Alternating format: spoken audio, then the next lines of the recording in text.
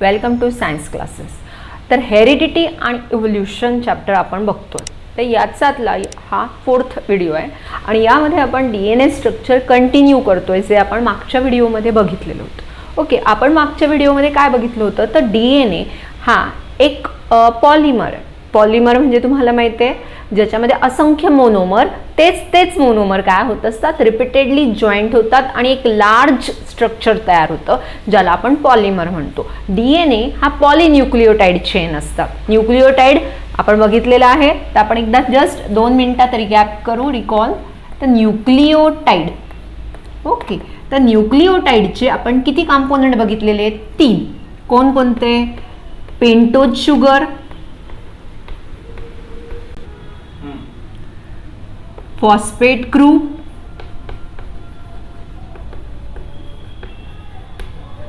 आणि NE1 nitrogen base. NE1 nitrogen base.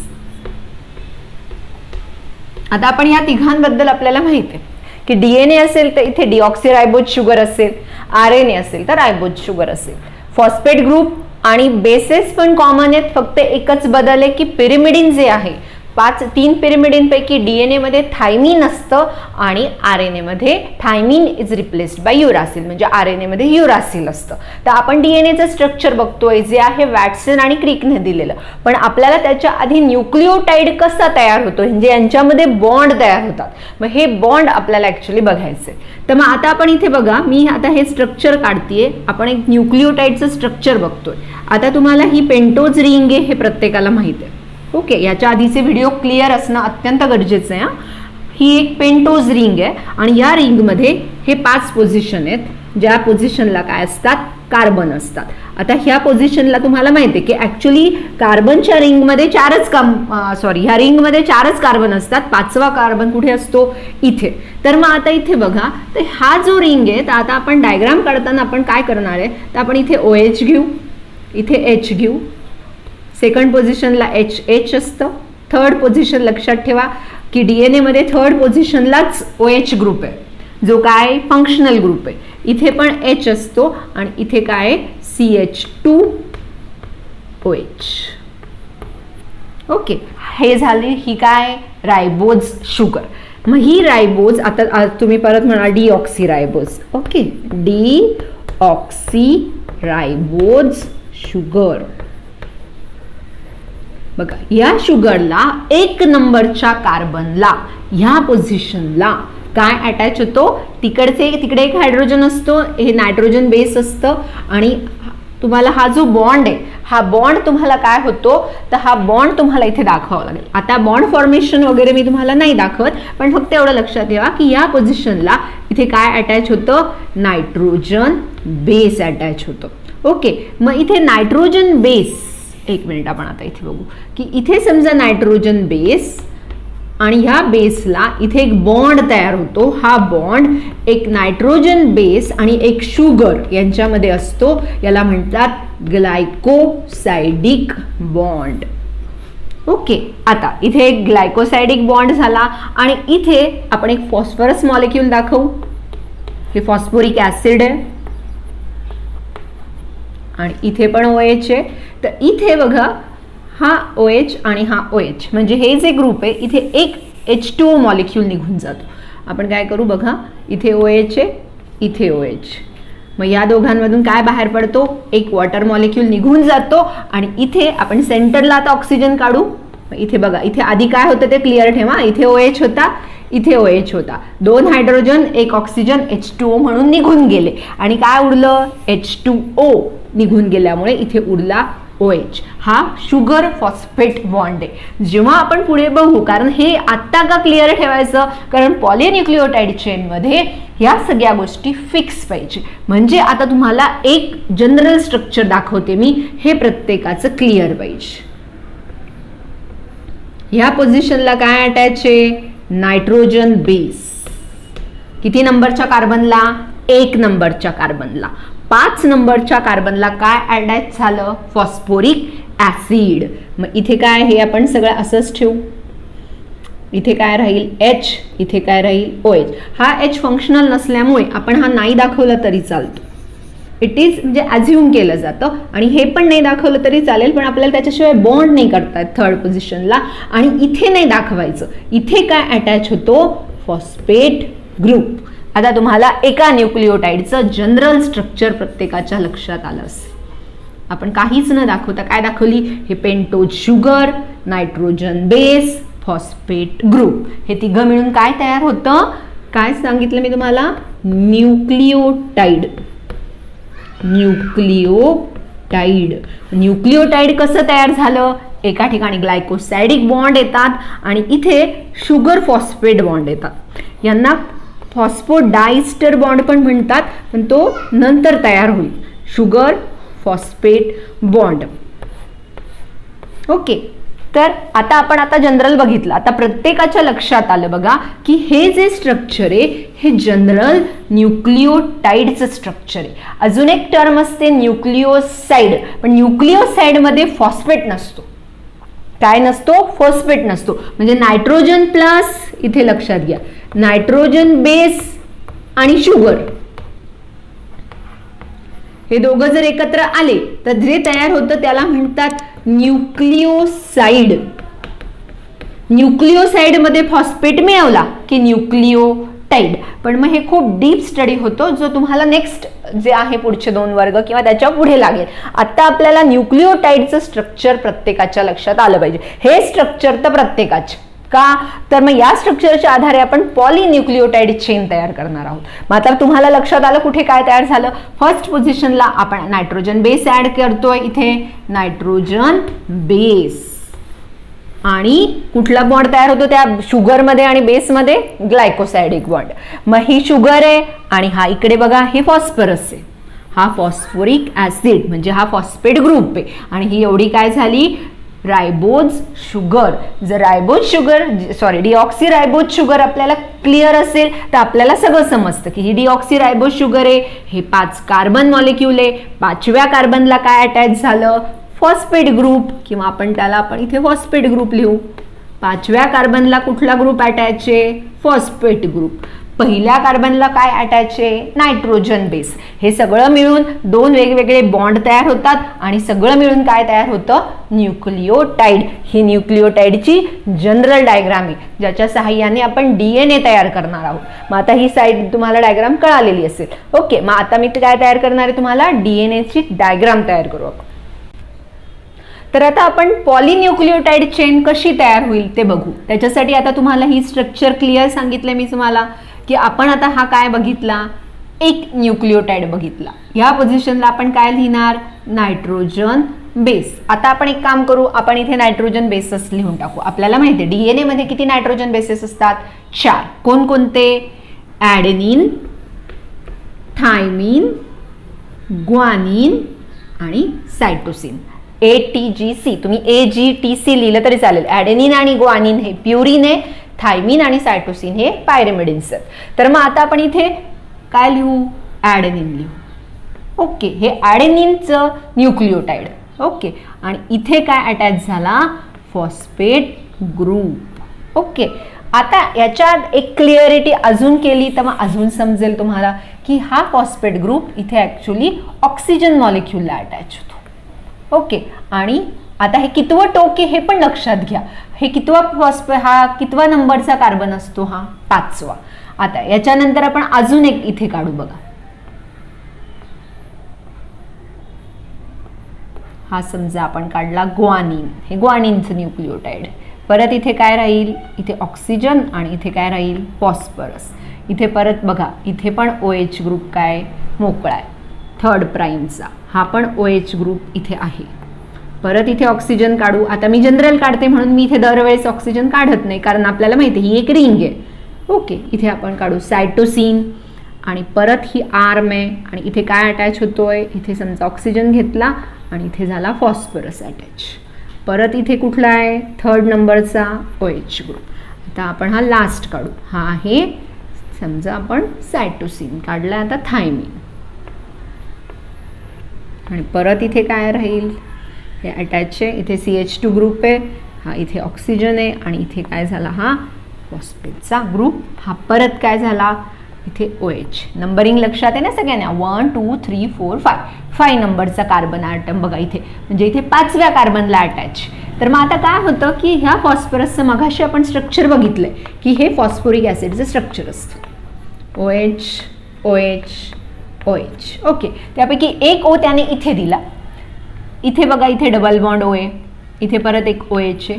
तर हा जो इथला O असतो हा इथे मोकळा आहे. तर हा O आणि हा OH यांच्यामध्ये बॉन्ड तयार होतो. ओके, नीट लक्षात घ्या. आपण नंतर हे जस्ट तुम्ही रबाई केलं तरी चालतं, पण लक्ष देऊन ऐकलं तर तुम्हाला हा टॉपिक एकदम क्लिअर समजतो. बघा, या फॉस्फरसचा OH ग्रुप आणि ह्या 3 नंबरचा OH ग्रुप हे दोघं एकमेकांबरोबर रिॲक्ट होतात आणि इथे एक बॉन्ड तयार होतो. फॉस्फरस आणि हा इथे बघा बॉन्ड झाला. ओके, सिमिलरली आता इथे परत तसा बॉन्ड तयार होतो. सिमिलरली इथे परत बॉन्ड तयार होते. पण आता इथे हा OH मोकळा आहे आणि इथे हा O मोकळा आहे. मग हा कितवा O मोकळा आहे? 5वा प्राइमचा O मोकळा आहे. इथे कितवा O मोकळा आहे? 3ऱ्या नंबरचा O मोकळा आहे. नीट बघा, 3 नंबरचा कार्बन मोकळा आहे, 5 नंबरचा कार्बन मोकळा आहे. लक्षात, हे ओपन आहे, अजून यांना कोणी वरती, कारण आपण चेन अर्धीच काढली. दुसरं महत्वाचं म्हणजे की DNA मध्ये बेस पेअरिंग स्पेसिफिक असतं. हे लक्षात घ्या. याला कॉम्प्लिमेंटरी बेसिस ही सगळ्यात महत्वाचं वैशिष्ट्य, हे लक्षातच ठेवायचं आपल्याला. काय? Complementary base pairing. याचा अर्थ काय होतो की नेहमी adenine always pairs with thymine.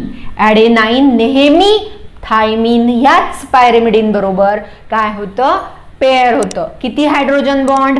2 hydrogen bonds. Actually hydrogen bond dotted लाईन्सने दाखवतात, पण मग तुम्हाला इथे दिसणार नाही. पण हे लक्षात ठेवा, hydrogen bonds are shown by dotted lines. त्याच वेळेस ग्वानिन आणि सायटोसिन पण 3 हायड्रोजन बॉन्ड्सने पेअर होतात. म्हणजे ही बेस पेअरिंग काय आहे? म्हणजे निश्चित आहे की ॲडेनाइन थायमिन शिवाय ॲडेनाइन कधीच ग्वानिन बरोबर पेअर होत, सायटोसिन बरोबर पेअर होत नाही आणि ग्वानिन कधीच थायमिन बरोबर पेअर होत नाही. या पेअरिंग मागे पण हायड्रोजन बॉन्ड्स असतात, कारण हे पेअरिंग जर केलंच ग्वानिन आणि थायमिनचं, ॲडेनिन आणि सायटोसिनचं, तर ते पेअरिंगमुळे DNA स्टेबल नाही होत, म्हणून ते पेअरिंग राहत नाही आणि ते स्ट्रक्चर तुटत जातं आणि हे चालणार नाही, कारण आपल्याला जेनेटिक मटेरियल स्टेबलच लागेल. म्हणून हे स्टेबल स्ट्रक्चर्स आहेत. म्हणून ॲडेनिन आणि कोणाची पेअरिंग असते? थायमिनची. ग्वानिन आणि सायटोसिनची. हे आपलं पाठच पाहिजे. काय? ATGC. मग आता आपल्याला इथे माहिती आहे, आपल्याला इथे पेअरिंग दाखवताना काय दाखवावं लागेल की थायमिन कोणाबरोबर पेअर होणार? सांग. थायमिन कोणाबरोबर पेअर होणार? ॲडेनिन बरोबर. ॲडेनिन कोणाबरोबर पेअर होणार? थायमिन बरोबर. म्हणजे जर तुम्हाला A दिला तर तुम्ही इथे काय लिहिणार? Tच लिहिणार.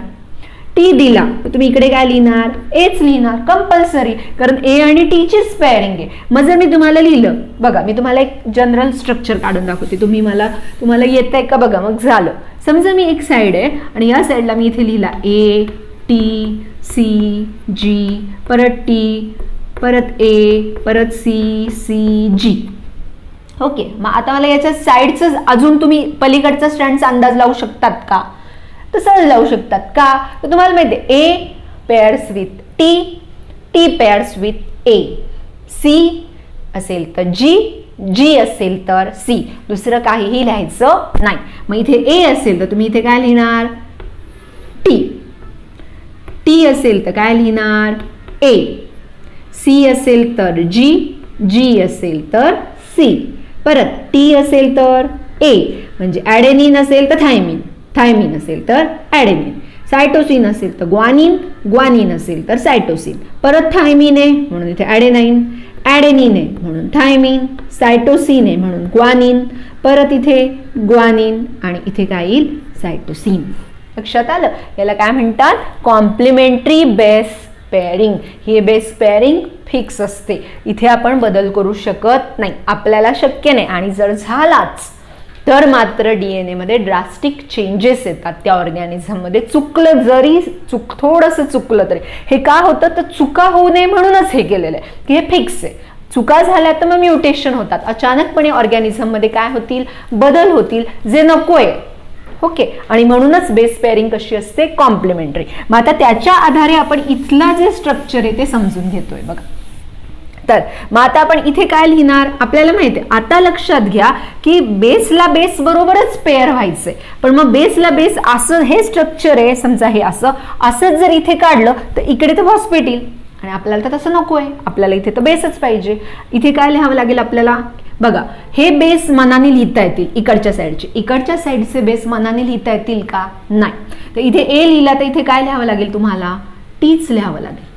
इथे जी असेल तर इथे काय लिहावं लागेल, सी. इथे सी असेल तर इथे काय लिहावं लागेल, जी.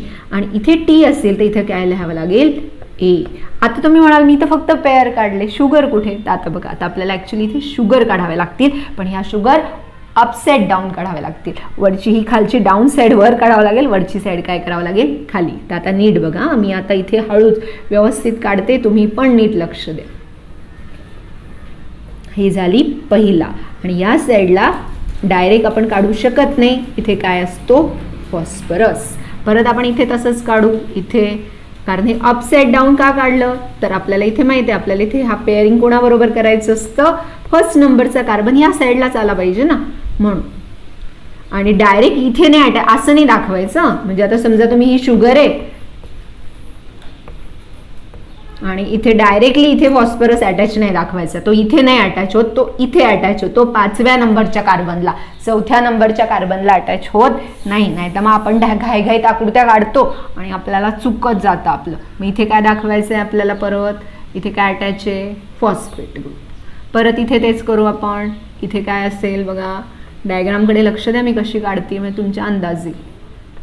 ओके, मग इथे परत इथे काय दाखवतो आपण, हा 5व्या नंबरचा कार्बन, इथे परत फॉस्फेट ग्रुप. परत इथे काय काढतोय आपण, डीएनएचं स्ट्रक्चर थोडंसं कॉम्प्लिकेटेडच होते, मग तुम्हाला जमून जाईल हळू.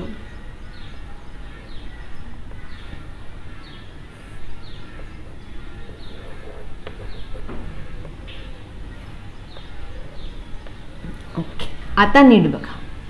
आता आपल्याला माहिती नंबर, आता हे उलट झालेलं आहे, त्याच्यामुळे हा 1 2 3, मग हा 3 नंबरला इथे काय असतो, समजा आपण ओ, इथे पण ओ, इथे पण, आता इथे OHच काढते. मग आता इथे काय झालंय, या फॉस्फेटचा याच्याबरोबर रिॲक्शन झाली, इथे पण काय झालं, हा इथे फॉस्फोडायस्टर बॉन्ड तयार झालाय बघा. ओके, आणि इथे आता कितव्या नंबरचा फॉस्फरस मोकळा आहे बघा, तर याच्या जो फॉस्फरस आहे 5 नंबरचा हा मोकळा आहे. मग आता इथे 5 असेल तर इथला कितवा मोकळा आहे, 3रा. इथे कितवा मोकळा आहे, 5वा. म्हणजे डीएनए स्ट्रँड्स आणि यांच्यामध्ये आपण काय दाखवणार आहे, बॉन्ड्स. AT मध्ये 2 हायड्रोजन बॉन्ड आणि GC मध्ये 3 हायड्रोजन बॉन्ड्स असतात. आता हे डॉटेड दाखवा, पण मी इथे लाईन्स दाखवते म्हणजे तुम्हाला क्लिअर होईल की CG मध्ये 3 हायड्रोजन बॉन्ड्स असतात आणि AT मध्ये 2 हायड्रोजन बॉन्ड्स असतात. आता हे तुम्हाला दोन्ही स्ट्रँड्स क्लिअर आहे, हे स्ट्रँड आहे. एका साईडला काय म्हणतात, स्ट्रँड, स्टँड नाही, काय स्ट्रँड. आणि हे किती स्ट्रक्चर आहे, मग हे डबल स्ट्रँडेड स्ट्रक्चर आहे. काय हे डबल स्ट्रँडेड स्ट्रक्चर. आता तुम्हाला डबल स्टँडर्ड स्ट्रक्चर कळालं, प्लस स्ट्रँड्स कसे आहेत, पॅरलल तर आहे, पण पॅरलल मध्ये कसे आहेत ते, दे आर अँटी पॅरलल. आता अँटी पॅरलल म्हणजे काय, तर अँटी मध्ये बघा, याचं 5वं टोक ला 5 प्राइम एंड म्हणतात. याचा जर 5 प्राइम एंड ओपन असेल तर इकडचा टोक 3 प्राइम असेल. याचं जर इकडचं टोक मग काय येणार, 3 प्राइम येईल आणि याचं 5 प्राइम. म्हणजे डीएनए स्ट्रँड्स काय, जर एक खालून वरून खाली जात असेल तर एक खालून वर येत असतं. आणि हे का होतं, तर because of specific base pairing. आता वॅटसन आणि क्रिकने आणि विल्किन्स, मॉरिन्स माहिती आहे तुम्हाला, तर हे जे आहे विल्किन्स आणि ह्या सगळ्या शास्त्रज्ञांनी जे स्ट्रक्चर मांडलेले, मोस्टली आपण त्याला वॅटसन आणि क्रिकचंच मॉडेल म्हणतो. यांनी काय सांगितलं की हे जे स्ट्रक्चर आहे ना, हे असं उभं नाहीये, हे ट्विस्ट झालाय, हे स्पायरल स्ट्रक्चर. म्हणजे अशा, आता हे स्ट्रक्चर तुम्हाला समजलं. आता ह्या अशा काय झाल्या, पायऱ्या झाल्या बघा, इथे पायऱ्या झाल्या. ह्या पायऱ्यांवरती काय आहे, तर कणांना काय दिसते तुम्हाला, sugar phosphate, sugar phosphate, sugar phosphate. मग काय तयार होतं? Sugar phosphate, sugar phosphate, sugar phosphate असं. आणि इकडे पण तसंच आहे. काय? Sugar phosphate, sugar phosphate same, कुठेही बदलणे. एक शुगर एक फॉस्फेटच अल्टरनेट येत आहे. आणि मध्ये काय येत आहे? ज्या रंग्स असतात, शिडीच्या पायऱ्या, या ज्या पायऱ्या असतात, हे काय झालं? Nitrogen bases. जे नायट्रोजन बेसेस काय तयार करतात? शिडीच्या पायऱ्या तयार करतात. आणि शुगर आणि फॉस्फेट काय करतात? त्याचा बॅकबोन तयार करतात. म्हणजे हे काय? Backbone of sugar and phosphate, sugar and phosphate. हे समजून घ्या की शुगर आणि फॉस्फेट मिळून शिडीचे जे दोन्ही खांब तयार केले आणि ज्या पायऱ्या आहेत त्या कोण तयार करतात? नायट्रोजनचे बेस तयार करतात. आता मी तुम्हाला सांगितलं की डीएनए स्ट्रक्चर असं नाही, ते काय होतंय? ते ट्विस्ट होते. मग आपण आता ट्विस्टिंगची डायग्राम कशी काढायची ते समजून घेऊ. मला असं वाटतं तुम्हाला आता हे बऱ्यापैकी समजलेलं असेल. 100% तुम्ही स्वतः पण अभ्यास करणं गरजेचं आहे त्याच्यासाठी, पण ठीक आहे. ओके, तर आता आपण डीएनए डबल हेलिक्स काढत असताना काय बेस आहे बघा. समजा आता मी तुम्हाला काढून दाखवते, तर आपण आता हा काय काढतोय? एक साइड काढतोय, बरोबर आहे. पण या साइड्स कशा असतात? Anti parallel. तरी पण नीट लक्ष द्या मी काढत असताना, म्हणजे तुम्हाला परीक्षेला पण काढता येईल जर विचारली तर. बघा,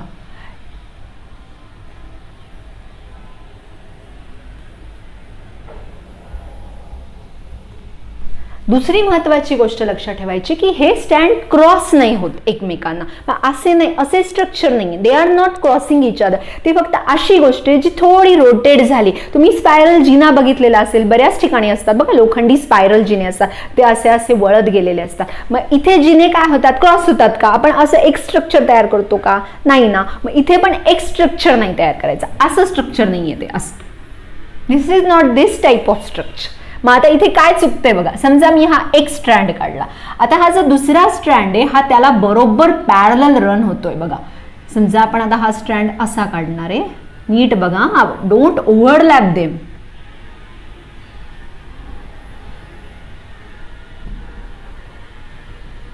ओके, तर आता हा ओव्हरलॅप नाही करत आहे बघा मी कुठेच.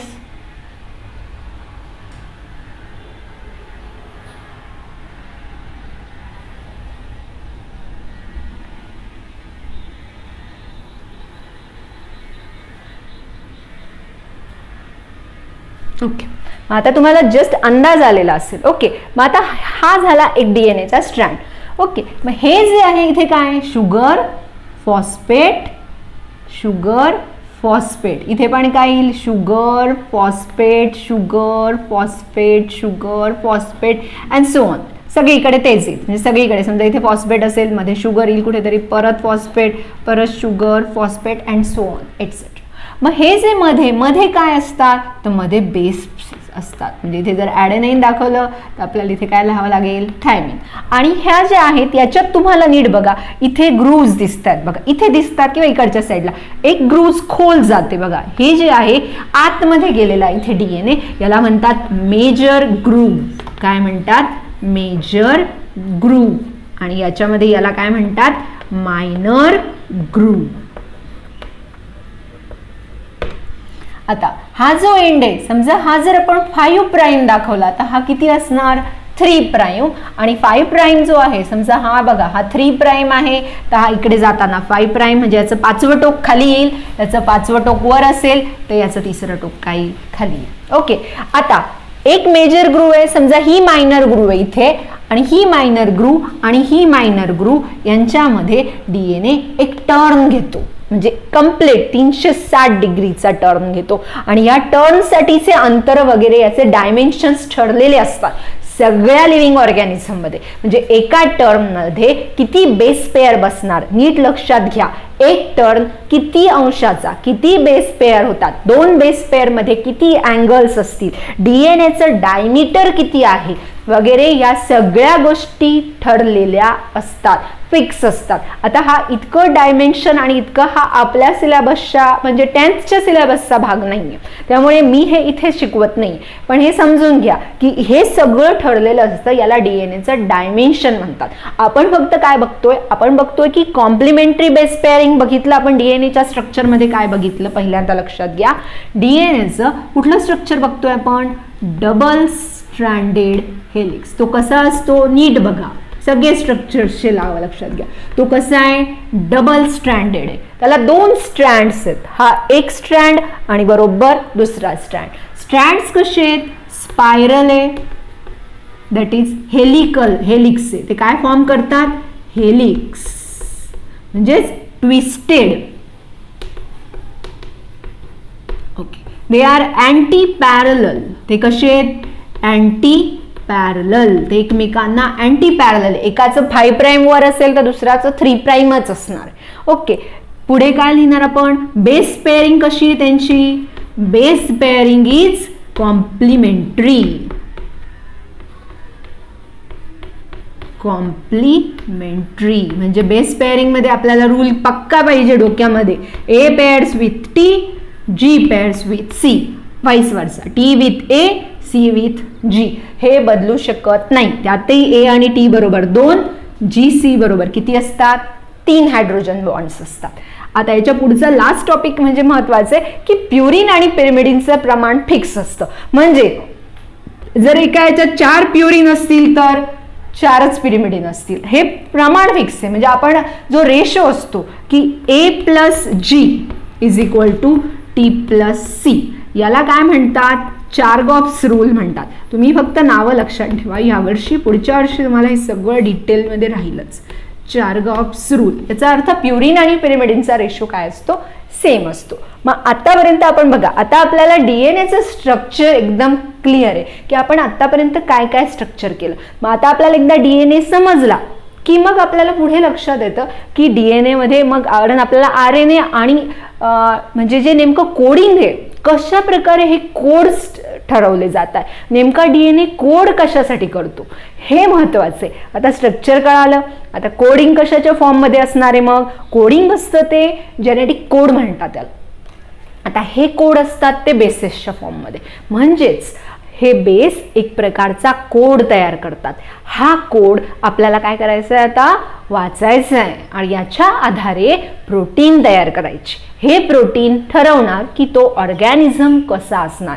पण त्याच्यासाठी आपल्याला अजून आरएनएचे स्ट्रक्चर्स आणि मग ट्रान्सक्रिप्शन आणि ट्रान्सलेशन, ज्याला आपण सेंट्रल डोगमा म्हणतो, तो टॉपिक राहिलेला आहे आपला. तो आपण आता नेक्स्ट व्हिडिओमध्ये बघतोय.